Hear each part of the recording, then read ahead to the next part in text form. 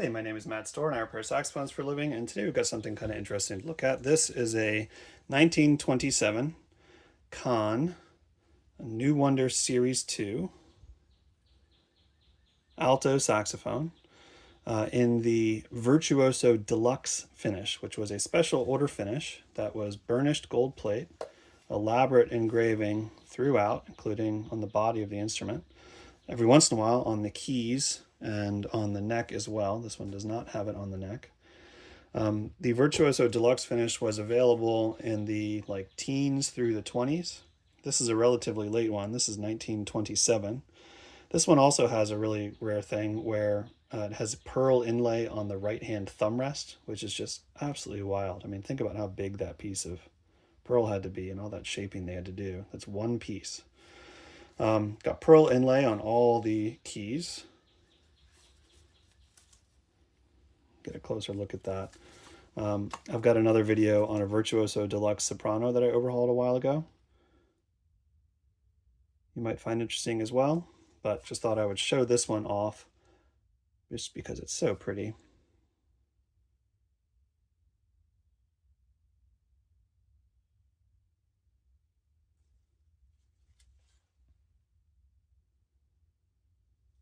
Really deep cuts there on the CG Conn. Cool little scene with like a bit of everything. It's got a windmill, a cottage, a lake, some trees, some marshes, and a sailboat. And I mean, these specks are purposeful. That's not like corrosion. Those must be birds. These instruments were burnished gold plate, which is gold plate that is then like hand shined with a burnisher. And what a burnisher is something very much like this. It's basically like the opposite of a file. It's an extremely smooth and hard piece of metal. And this one's really rough, but they would polish these until they were mirror finished. And then they would rub it along. It makes it look like I'm scratching it. They would rub it along the gold, and it would make like a little stripe, where it touched it, of super polished, super pressed, and work hardened gold. And they would stripe, stripe, stripe, stripe, stripe, stripe, stripe, polish, stripe, stripe, stripe, stripe, stripe, stripe, polish. And then they would do it the other direction on the entire instrument. And what you end up with is a highly polished surface that is work hardened and has not been abraded away by like a reductive polishing method like normal hand ragging. So it's extremely labor intensive and lasts a long time and looks really good. I mean, this instrument has been played a ton. I did a full mechanical rebuild on this, and I was not even the first person to do so. This instrument was played an awful lot, and the gold is still in really, really good shape. I mean, there's some wear here and there, like there's by the thumb rest, right? But by and large, the gold is still largely intact, and I think an instrument played this much with pretty much any other type of finish would be missing most of the finish by now.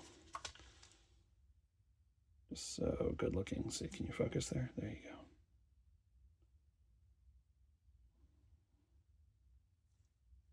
But anyhow, oh, and I guess as a bonus, I do happen to have, so this is 1927.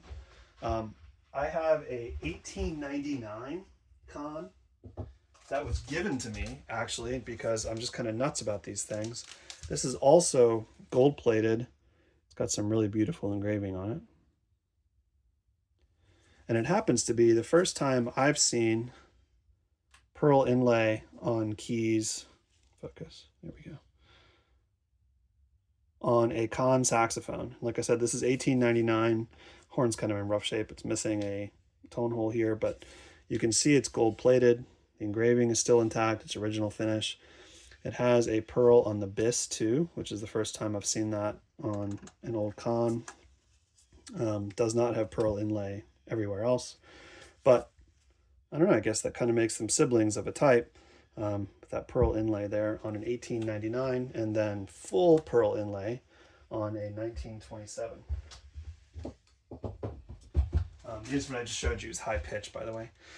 But yeah, so hopefully you found that, I don't know, helpful, useful, and informative. It's probably a stretch for this one. This is more of just a show and tell. But that is a beautiful instrument that you don't see too often. Conn Virtuoso Deluxe finish, especially later on, they get rarer and rarer.